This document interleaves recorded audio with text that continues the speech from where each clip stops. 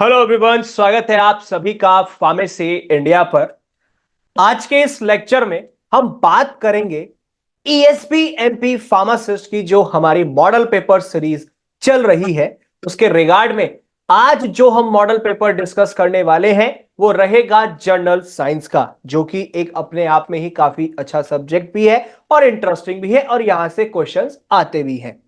लेकिन आप जानते ही हैं कि ईएसबी एमपी फार्मासिस्ट की अभी हाल ही में 103 वैकेंसीज आई थी, जिसके तहत एक और नोटिफिकेशन आया कि अब इन 103 वैकेंसीज की जगह ज्यादा वैकेंसीज आएंगी, इनमें संशोधन किया जा रहा है। तो उसी की पहल में फार्मेसी इंडिया ने यह सीरीज चलाया है, अपना model paper series ESB MP pharmacist की तैयारी के लिए, जो कि आज हम इसमें जनरल साइंस डिस्कस करेंगे। तो चलिए शुरू करते हैं। सब अगर आप चैनल पर नए हैं, चैनल को सब्सक्राइब कर लीजिएगा और साथ ही साथ गूगल प्ले स्टोर से डाउनलोड करें फार्मेसी इंडिया मोबाइल ऐप। और आप गूगल पे विजिट कीजिएगा pharmacyindia.co.in, ये हमारी ऑफिशियल वेबसाइट है, जहां से आपको latest updates, quizzes, daily job updates, previous year papers, current affairs, subjective blogs, college details etcetera सब आपको हमारी इस ऑफिशियल वेबसाइट से प्राप्त होगा। और साथ ही साथ आप जुड़ सकते हैं हमारे साथ लेटेस्ट अपडेट्स के लिए व्हाट्सएप और टेलीग्राम चैनल्स के थ्रू। लिंक्स आपको नीचे डिस्क्रिप्शन में दिए गए हैं, उनके माध्यम से फॉलो कर सकते हैं। सबसे पहला क्वेश्चन आता है, water from an artesian well flows up automatically due to. अब जो पानी होता है एक आर्टेसियन वेल में, वो अपने आप यानी कि जो कुआं है उसमें अपने आप ही ऊपर आ जाता है। किस वजह से? हैवी रेनफॉल जो होता है उसकी वजह से, या फिर वॉल्केनिक एक्टिविटी से, या फिर हाइड्रोस्टैटिक प्रेशर से, या फिर जियोथर्मल एनर्जी से। और हमारा सही आंसर है हाइड्रोस्टैटिक प्रेशर। हाइड्रोस्टैटिक प्रेशर ही एकमात्र ऐसा कारण है यानी कि कॉज है जिसकी वजह से कार्टेशियन वेल में पानी अपने आप खुद ब खुद ऊपर आ जाता है। उसमें अलग से आपको कोई मोटर पंप लगाने की जरूरत ही नहीं पड़ती है। ठीक है। अब आर्टेशियन वेल हमारा जो है ग्राउंड वाटर से भरा हुआ होता है, प्रेशर वहां पूरा रहता है, जिससे कि बिना एक पंप के नेचुरली पानी ऊपर आ जाता है। इस फेनोमेना को हम कहते हैं हाइड्रोस्टैटिक प्रेशर, जहां पर प्रेशर एग्जर्ट हो रहा है फ्लूइड के द्वारा एक इक्विलिब्रियम पे उसकी ग्रेविटी की वजह से। आगे बढ़ते हैं। The clouds float in atmosphere because of the. अब जो भैया बादल होते हैं, है ना, बादल, बरसो रे मेघा मेघा, है ना, कभी जो बादल बरसे, चलो कोई बात नहीं, ये तो मजाक है। जो क्लाउड्स हैं वो एटमॉस्फेयर, वातावरण में यानी कि एटमॉस्फेयर में वो तैर रहे हैं, फ्लोट कर रहे हैं। उसका कारण क्या है? उनका टेम्परेचर काफी लो होता है, विस्कोसिटी काफी कम होती है, डेंसिटी कम होती है, या फिर वहां पर प्रेशर बहुत कम क्रिएट होता है। और सही आंसर है कि उनकी डेंसिटी काफी कम होती है। उसी की वजह से जो क्लाउड्स हैं यानी कि बादल हैं वो एटमॉस्फेयर में फ्लोट करते हैं। डेंसिटी कम होती है, इसी वजह से जो क्लाउड्स हैं यानी कि बादल हैं वो एटमॉस्फेयर में फ्लोट करते हैं यानी कि तैरते हैं। क्लाउड्स हमारे बने हुए हैं किनसे? छोटी छोटी पानी की बूंदों से। और या आप कह सकते हो कि जो आइस क्रिस्टल्स होते हैं उनका वजन ही इतना कम होता है जिसकी वजह से वो एयर में जो है बेसिकली इतना तैरते हैं, फ्लोट करते हैं। अब डेंसिटी उनकी कम कम है एज कंपेयर टू दी जो हमारे सराउंडिंग्स में, हमारे वातावरण में जो और जगह हवा होती है, तो इसकी वजह से वो वहां पर फ्लोट कर पाते हैं। Next, all the four quantum numbers of two electrons in an atom are not the same. It is the law of। अब अगर मैं बात करूं कि जितने भी हमारे ये चारों क्वांटम नंबर्स होते हैं टू इलेक्ट्रॉन्स के एक पर्टिकुलर एटम में, वो हमारे सेम नहीं होते। तो इसमें पर्टिकुलरली अगर हम बात करें तो ये लॉ है, ये कौन सा लॉ है? हंट्स लॉ है, या फिर एक्सक्लूजन प्रिंसिपल है पॉली का, या फिर अनसर्टेनिटी है प्रिंसिपल हिजेनबर्ग का, या फिर एवोगैड्रोस लॉ है। और सही आंसर है हमारा option number B, exclusion principle of Pauli. क्या है? Exclusion principle of Pauli. अब अगर मैं बात करूं कि जो पॉली एक्सक्लूजन प्रिंसिपल है वो ये कहता है कि यहां पर कोई भी दो इलेक्ट्रॉन्स एक सिंगल एटम के अंदर अपना एक आइडेंटिकल यानी कि सेम क्वांटम नंबर फॉलो नहीं करेगा। कोई भी स्टेट कहता है कि भैया कोई भी यहां पर दो इलेक्ट्रॉन्स एक सिंगल एटम के अंदर, उनका सेम आइडेंटिफिकल क्वांटम नंबर नहीं होगा। ये प्रिंसिपल यही कहता है कि सबका अपना अलग अलग यूनिक अरेंजमेंट होता है इलेक्ट्रॉन्स का ऑर्बिटल्स के अंदर। आगे बढ़ते हैं। विच of the following is mainly a water borne disease. अब इन चारों ऑप्शंस में से कौन सी वाटर बॉर्न डिजीज है? मलेरिया है, कोल्ड है, कॉलेरा है, या फिर मम्स है। और अगर मैं बात करूं, सही आंसर है हमारा कॉलेरा। वाटरबॉर्न डिजीज मतलब कि अगर कोई पानी पी रहा है और कंटामिनेटेड वाटर है तो उसकी वजह से कोई बीमारी हो सकती है। मलेरिया कैसे होता है? मलेरिया होता है हमारा किसकी वजह से? मच्छर के काटने से, फीमेल एनोफिल्स की वजह से।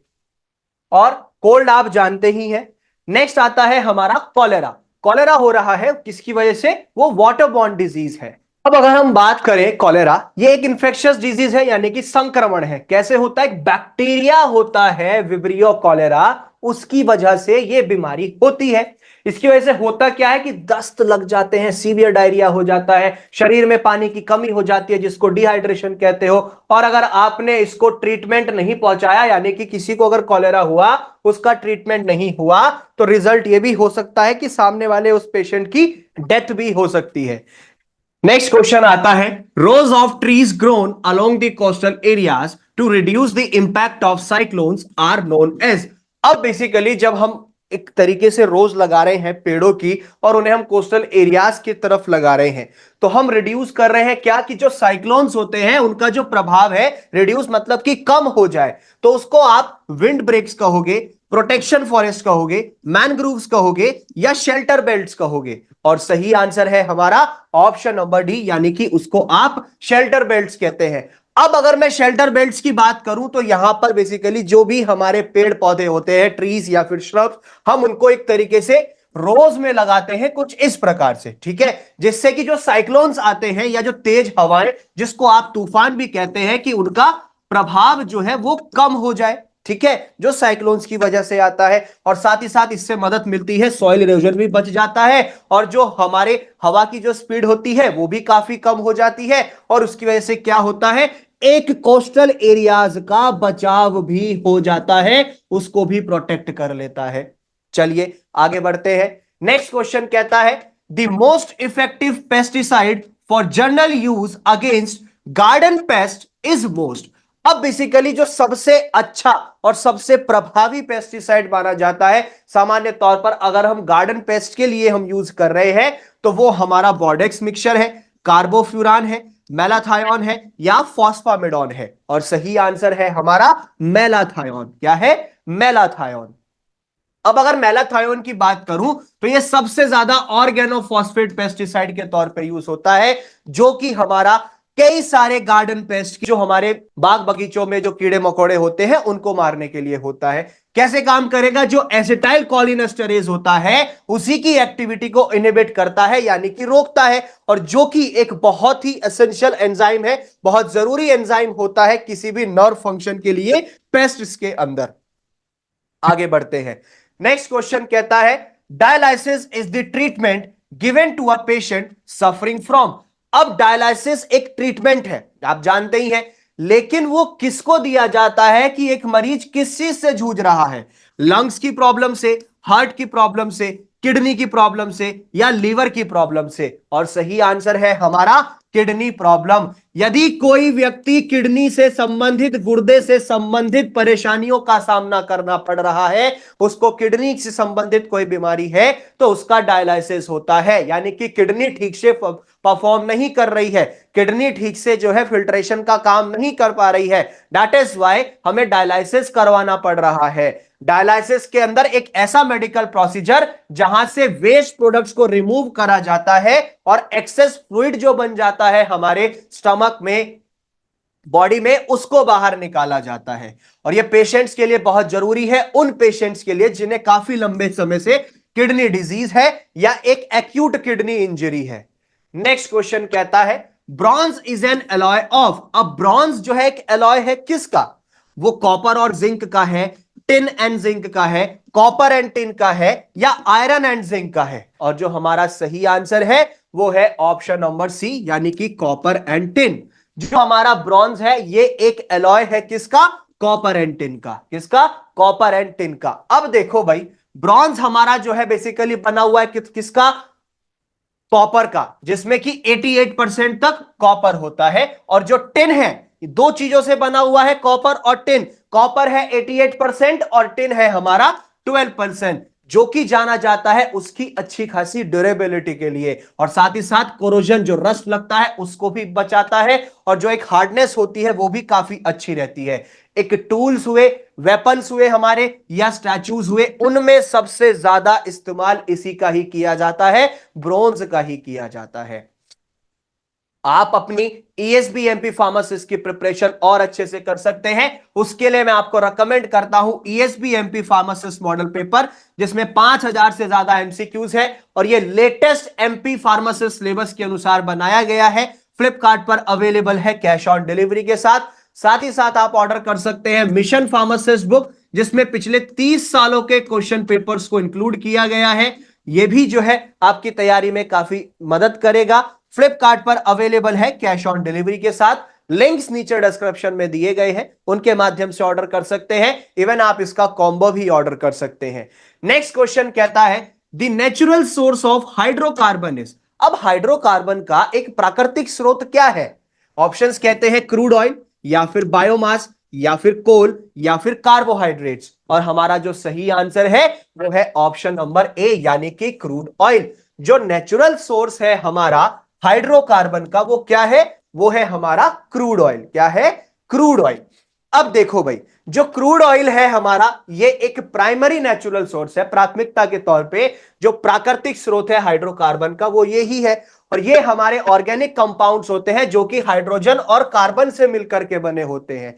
हाइड्रोकार्बन्स को हमारा आगे जाकर के और रिफाइन किया जाता है फ्यूल्स में, जैसे पेट्रोल हुआ, डीजल हुआ, या फिर केरोसिन, जिसे आप मिट्टी का तेल कहते हैं। Next question, which of the following is chiefly present in LPG, यानी कि liquefied petroleum gas. Liquefied petroleum gas LPG gas के अंदर सबसे प्राथमिकता के तौर पे कौन मौजूद है? मीथेन है, इथेन है, प्रोपेन है, या ब्यूटेन है? और हमारा सही आंसर है क्या? ब्यूटेन। क्या है? ब्यूटेन। जो हमारा चीफली प्रेजेंट होता है एलपीजी के अंदर वो क्या है? वो है हमारा ब्यूटेन। ठीक है, सही बात है। क्या है? ब्यूटेन। अब अगर मैं बात करूं जो हमारी लिक्विफाइड पेट्रोलियम गैस होती है, इसके अंदर ब्यूटेन और प्रोपेन ही होते हैं, और ये गैसेस स्टोर करके रखी जाती है एक प्रेशर के अंदर, जिससे कि लिक्विड फॉर्म में वो बनी रहे, और आगे जाकर हमें कोई खाना बनाना है या हमें कोई हीटिंग करनी है, ठीक है, तो उस पर्पस पे इसको इस्तेमाल किया जा सके।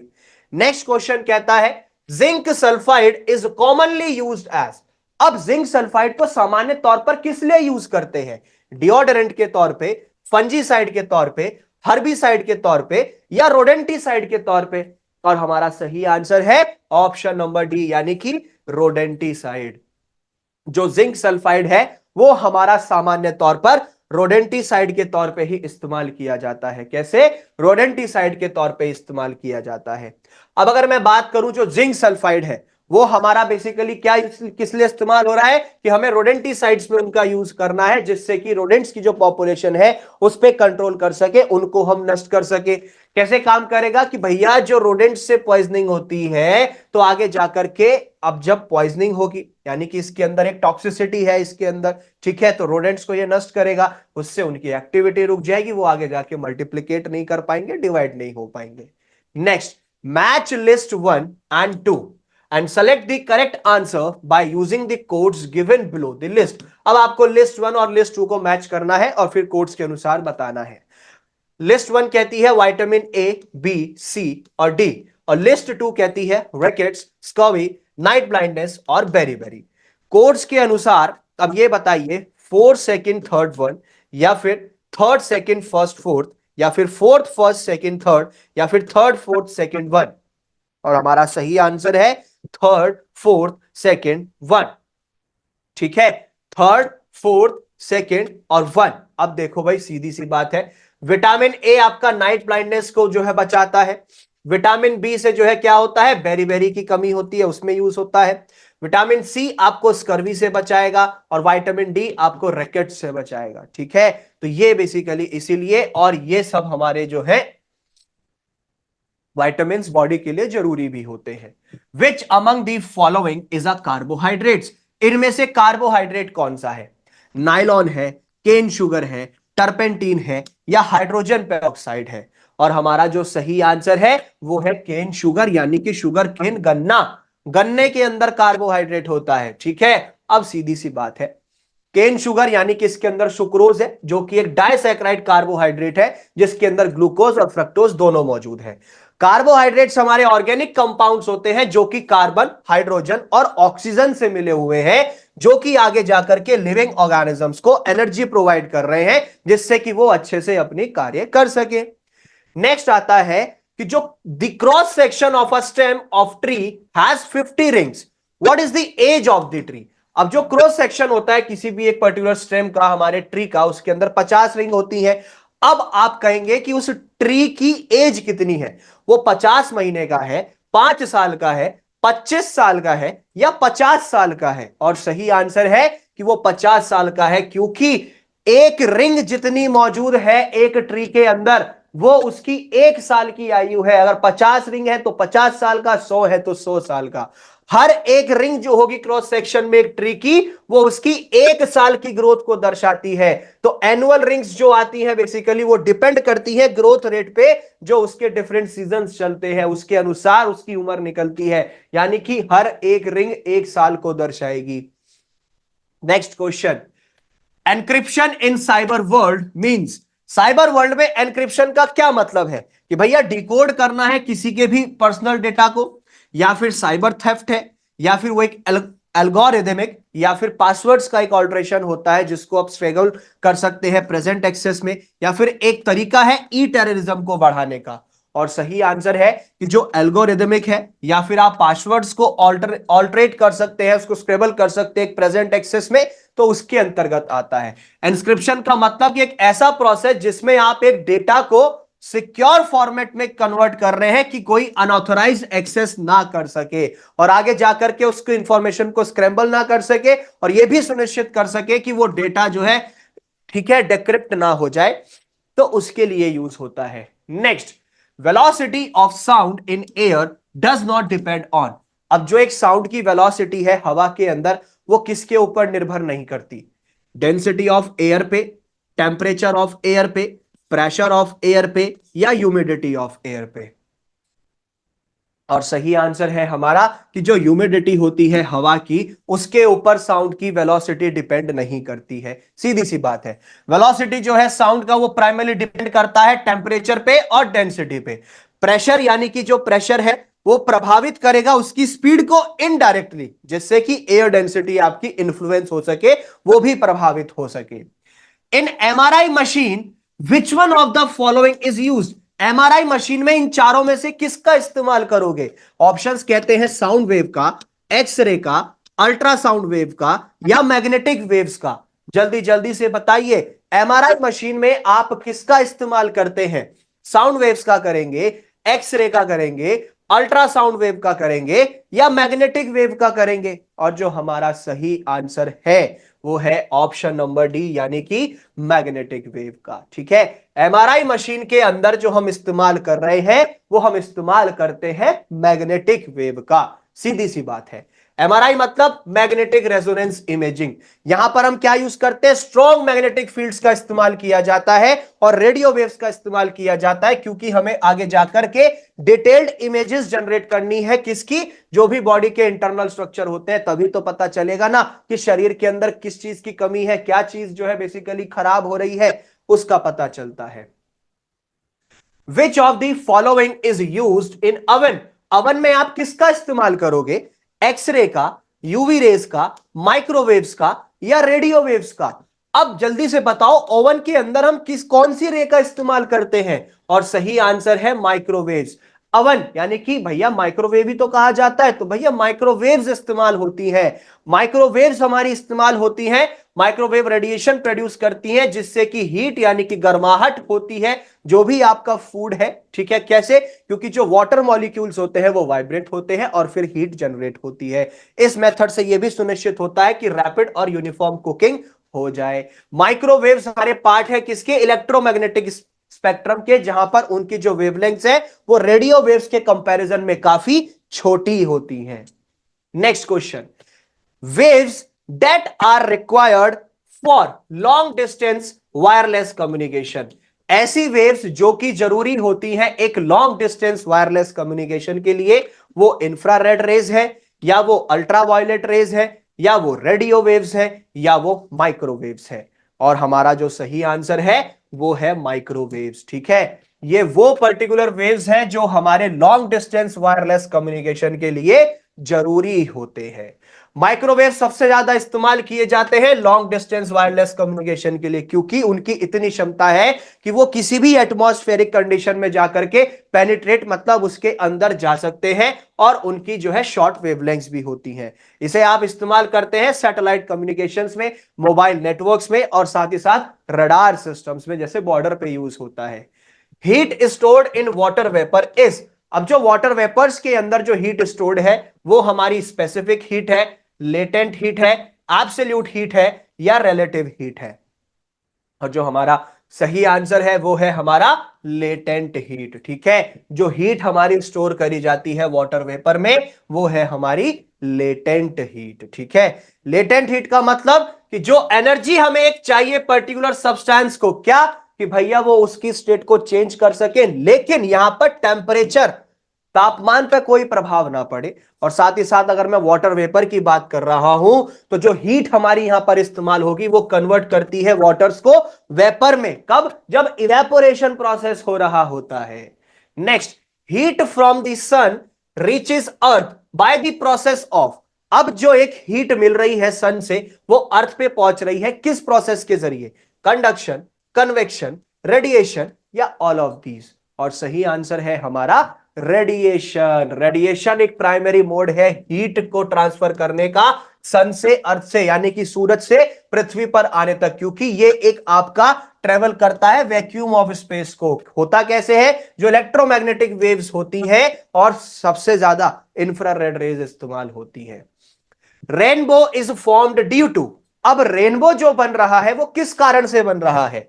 रिफ्रैक्शन और डिस्पर्जन की वजह से, स्कैटरिंग या रिफ्रैक्शन की वजह से, डिफ्रैक्शन और रिफ्रैक्शन की वजह से, या फिर रिफ्रैक्शन और रिफ्लेक्शन की वजह से।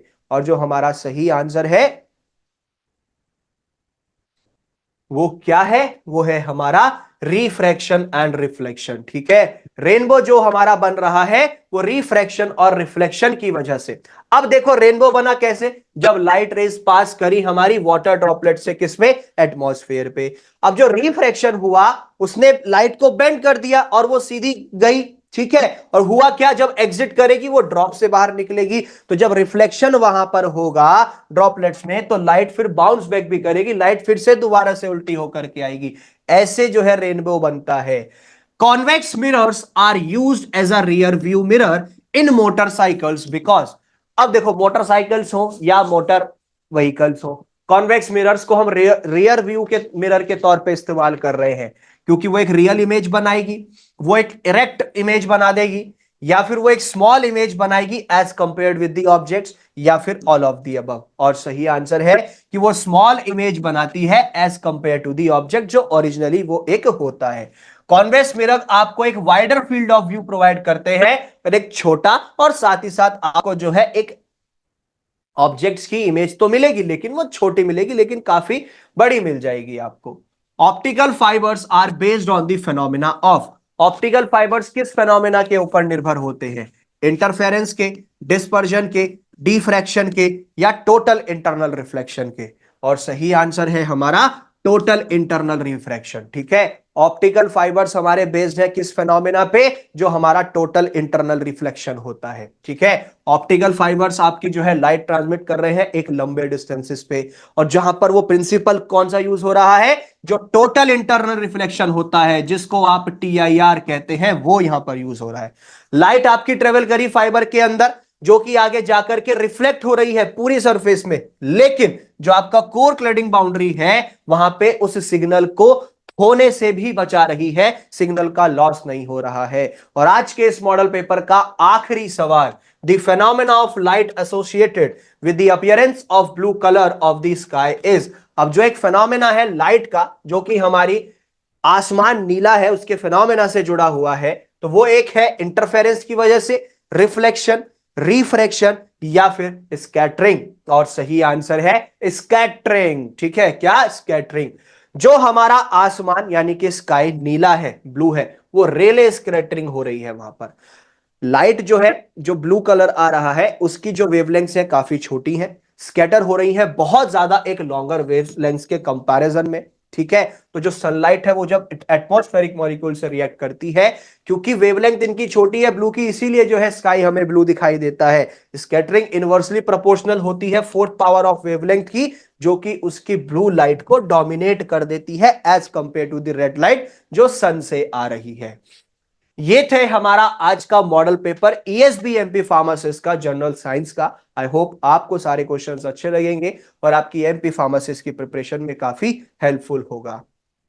साथ ही साथ डाउनलोड करना ना भूलें Farmest India mobile app from the Google Play Store for the latest updates. और साथ ही साथ आप अपनी तैयारी और अच्छे से कर सकते हैं। आपको रिकमेंड करता हूं ESB MP pharmacist model paper, 5,000 से ज्यादा सवाल है, लेटेस्ट एमपी फार्मासिस्ट सिलेबस के ऊपर आधारित है, फ्लिपकार्ट पर अवेलेबल है कैश ऑन डिलीवरी के साथ। और साथ ही साथ मिशन फार्मासिस्ट बुक, पिछले 30 सालों के क्वेश्चन पेपर्स इसमें इंक्लूडेड है, ये भी फ्लिपकार्ट पर कैश ऑन डिलीवरी के साथ अवेलेबल है। लिंक्स आपको नीचे डिस्क्रिप्शन में दिए गए हैं, उनके माध्यम से ऑर्डर कर सकते हैं। और साथ ही साथ आप गूगल पे टाइप कीजिए pharmacyindia.co.in, ये हमारी ऑफिशियल वेबसाइट है, जहां पर आपको latest updates, quizzes, daily job updates, previous year papers, current affairs, subjective blogs, college details सब आपको यहां पर प्राप्त होगा। और आप हमारे साथ जुड़ सकते हैं व्हाट्सएप और टेलीग्राम चैनल्स के थ्रू, लिंक्स नीचे डिस्क्रिप्शन में दिए गए हैं, उनके माध्यम से फॉलो कर सकते हैं। तो इसी तरीके से मेहनत करते रहिए, पढ़ाई करते रहिए। मिलेंगे नेक्स्ट लेक्चर में, तब तक के लिए जय हिंद।